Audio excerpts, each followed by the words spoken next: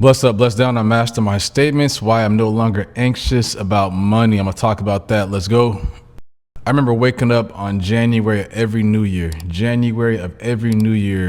looking at my bank account, getting that text message that'll come in that'll give me an update about my bank account. I'm wondering, like, where did all my money go to? Money's just disappearing. Why am I gonna start a new year? I'm wondering, why am I starting a new year with not as much money as I had sometime in the middle of the year? Where is this money going to? Where was that money going to? That's a real depressing thing to wake up on a new year after making it from one year to the next, celebrating the night before, and seeing that your money doesn't look the same. I wonder if anybody can relate to that.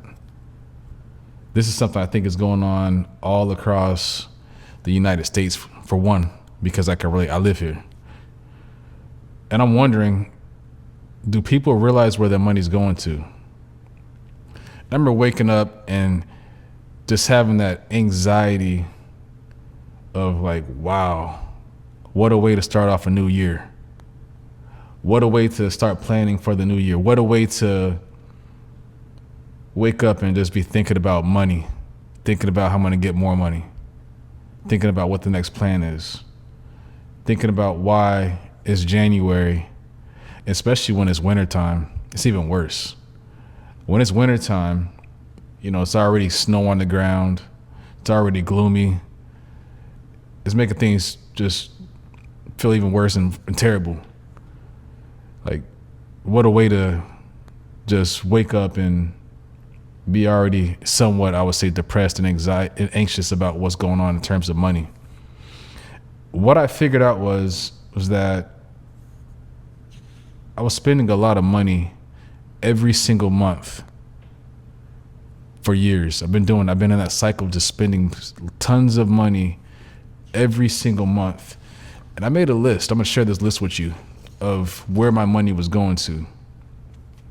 So January, my money wasn't going too many places. But in February, my money was going to Valentine's Day. Spending lots of money on Valentine's Day. You're buying chocolates. You're buying flowers, you're buying jewelry, buying a nice dinner. You're paying for everything that goes in between all that. March rolls around, St. Patrick's Day. Celebrating a day that I'm not even Irish, but I'm celebrating a day that doesn't even pertain to me. More money coming out. Again, like I said, I made a list.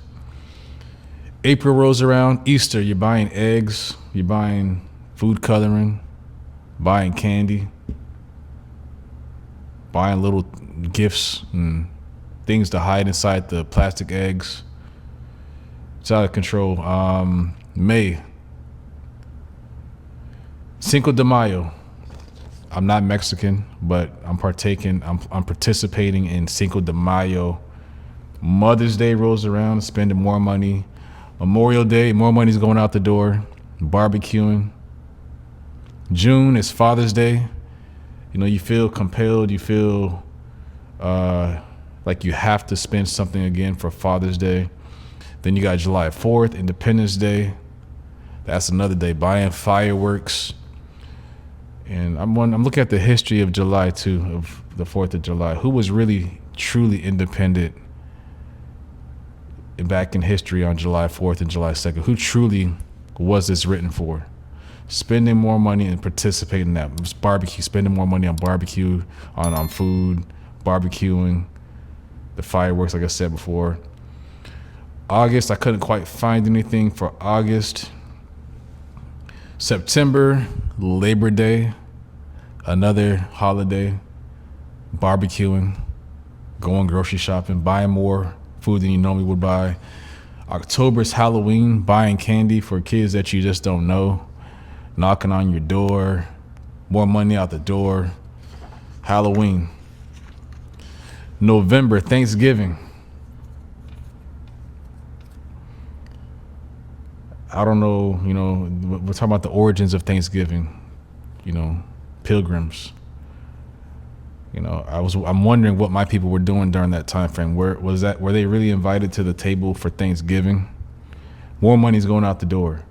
Now talk about, this is my experience and what I've experienced where my money's going to. I'm only stating facts right here. So a person can get mad all they want to about what I'm talking about. That's fine. Get mad. I'm talking about where my money's going to. Where your money's going to, that's where your money's going to. I'm talking about my money, where my money's going to. Black Friday. Now you're spending money to get deals on electronics and everything else. Then you got Small Business Saturday, Cyber Monday. Then you roll around to December, you got Christmas, you got Kwanzaa, buying gifts for everybody. This gets really expensive. Think about if a person's spending hundreds of dollars per month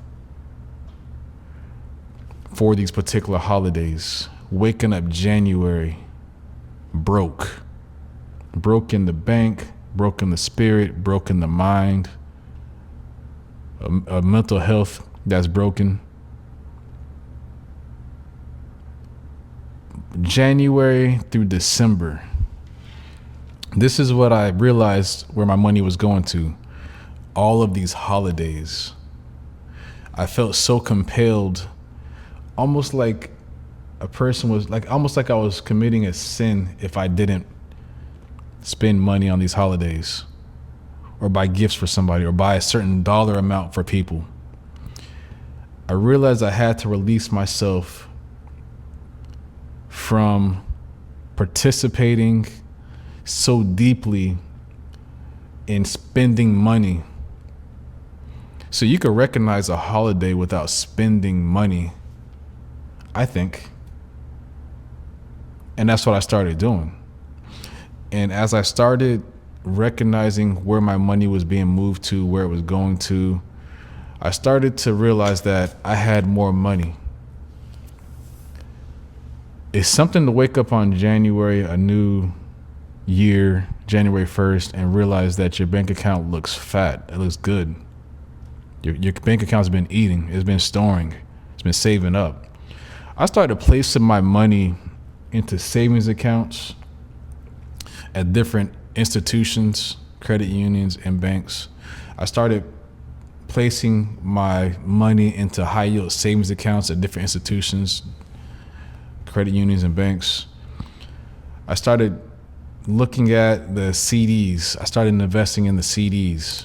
It's like short-term CDs. You have 3 months, you have 6 months, so on and so forth, 12-month CDs. I started placing my money places where I didn't want my money to be spent, where I had a dedicated account, and I told myself, we're not spending this money, especially when you lock into a CD. Of course, you could take your money out. But there's a penalty that comes along with it. So I started being very disciplined with my money. I started to eat out less. And as I started to eat out less, I understood and realized that my money stayed in my accounts. My skin started looking better. My hair started growing better, had more energy. My bank accounts had more energy. And I started to create other income, different strings of income if I did want to buy something that was expensive. So I wasn't using my main source of income. I started creating other avenues based upon my talents that I already had since I was a kid. I tapped into them, and I started making money for the things for things that I really want to buy that are a little bit more expensive. My discretionary income. I increased my value as a speaker, and I invested in myself, so I would invest money that direction, something where I knew I was getting a return. I didn't see too much of any return by me spending my money January, February, March, April, May, June, July, September, October,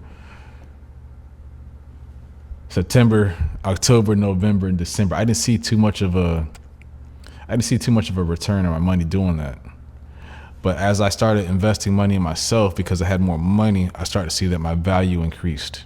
And so now, instead of being anxious about money, I'm now excited about money because I'm investing money. I'm earning more money.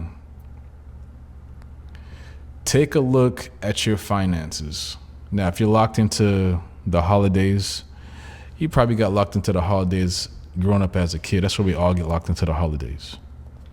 I'm not telling you in particular to stop any holidays.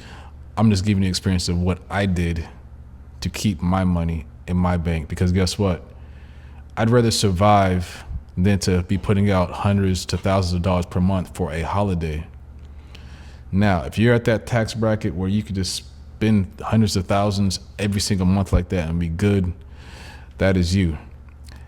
I would say, if you're not, figure out where that money's going to. Is it going to Starbucks every single morning? Is it going to McDonald's? Are you eating a lot of fast food instead of cooking your food? That stuff adds up. Imagine spending $50 per day for 30 days. Do the math on that. Expensive. Are your groceries about $1,500? I don't know. Do you spend $1,500 in groceries per month? Maybe you do. But just take a look at those. Take a look at those months. Every month, start figuring out, where is that money going to? Is there somewhere where you can pull back on a certain holiday instead of spending so much money? You need to set a budget. Think about that. Just because you pull back and spending money doesn't mean you don't have to participate in that particular holiday. There are some holidays that I did cut out. There's some holidays I did cut out. There's some that I just don't participate in. And guess what? I'm still blessed. I'm still having a good time in life. We're not missing a beat, not skipping a step. I am preparing for the long haul. I'm still very young. I'm preparing for the long haul. I can't be living from 1 week to the next, as some people are living paycheck to paycheck. No way. Don't think so. Evaluate where your money is, and so that you can have peace of mind. Some people, you just have to tell them, hey, for your birthday, I'm just going to spend a little bit less. We got to worry about, we got to prepare for the long haul. If they don't understand that, that is too bad. Don't be a people pleaser. Do what you have to do for the long haul. Don't just sit here and live for the short term all the time. Because you don't want to wake up and be 60, 70, 80 and have no money in the bank, and then having to go out here and bag groceries somewhere. That's all we're talking about here.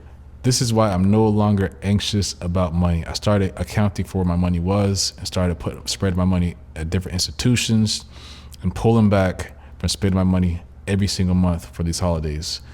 Fly a kite and truly be free and keep winning.